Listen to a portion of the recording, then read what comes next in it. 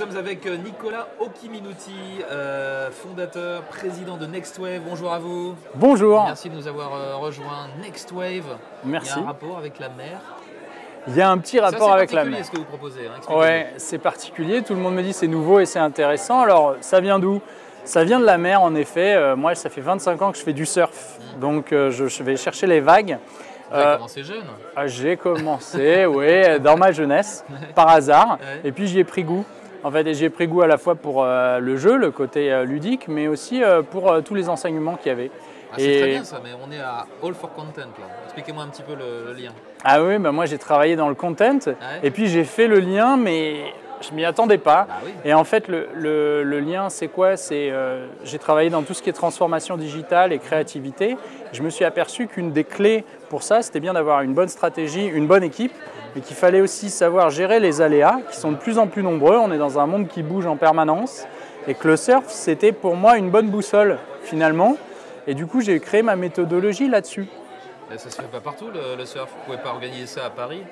Non, on ne peut pas organiser ça à Paris, mais l'intérêt, donc peut-être on pourra un jour. Stages, hein, mais ouais, c'est des stages pour des équipes. Faire du surf, c'est un peu sport-études en fait, hein, c'est ça? C'est un peu sport-études. Du surf et vous formez, vous remotivez les gens, comment ça se passe? Oui, voilà.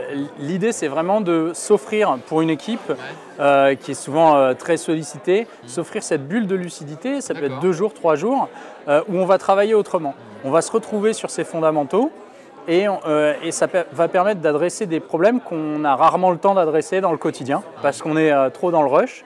Donc à un moment, on prend cette prise de recul et les problèmes qu'on va adresser, ça peut être des problèmes de team building, de RH, des problèmes de stratégie plus long terme, des aspects aussi suite à des échecs, des lancements de nouvelles offres, etc. On réfléchit, on se recentre en équipe sur vraiment l'essentiel de son trimestre à venir, son année à venir. Et les gens restent ensemble pendant combien de jours comme ça? Ça peut aller de 2 à 5 jours. Donc en effet, on ne reste pas à Paris, on sort de ses bureaux.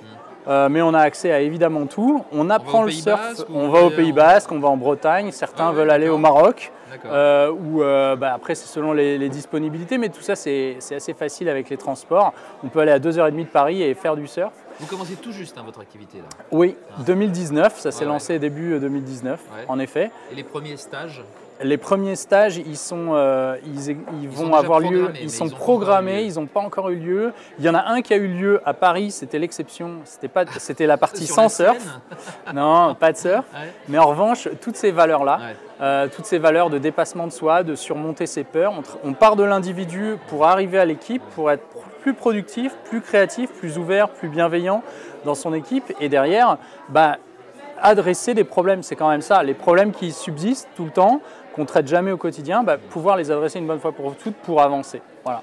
Là pour l'instant c'est le surf, mais ça peut être un autre sport? Ça peut être un autre sport, Pourquoi mais avoir choisi le surf? Le surf en particulier, ça a des vertus.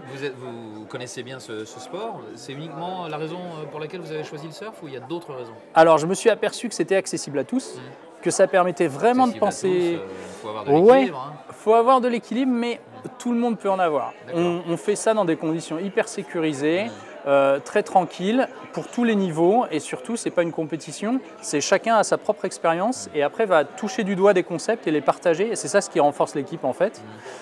Et puis pourquoi le surf? Parce que en fait, c'est un des seuls sports, si vous êtes au ski, vous tombez, vous relevez, vous repartez. Au surf, vous tombez, et faut retrouver votre planche, c'est rien, mais c'est un petit, faut se repérer à nouveau. Et on est avec un moniteur, c'est très sécurisé, un moniteur des diplômés d'État. Mais en fait, vous apprenez à mieux vous repérer dans ce qu'on va dire le chaos, en tout cas. Et c'est une vraie analogie avec le monde dans lequel évoluent les marques aujourd'hui, les entreprises, les startups. Cette petite incertitude, mais qu'on peut apprendre à s'approprier et mieux vivre avec. Venir à All for Content, qu'est-ce que ça vous apporte? Alors, beaucoup de fraîcheur en fait. Moi, j'ai eu la chance d'animer le panel Les Talents du Futur avec le petit concours de pitch. Donc, il y avait des startups et des agences qui proposaient en 2 minutes, là aussi c'était un challenge pour eux, le meilleur de ce qu'elles peuvent apporter à la création, au contenu en 2019. Donc c'est hyper intéressant, il y en a qui travaillent sur de l'IA, il y en a qui ont des contenus hyper créatifs, hyper artistiques, il y en a qui travaillent beaucoup sur l'influence, enfin tous les sujets du salon actuel.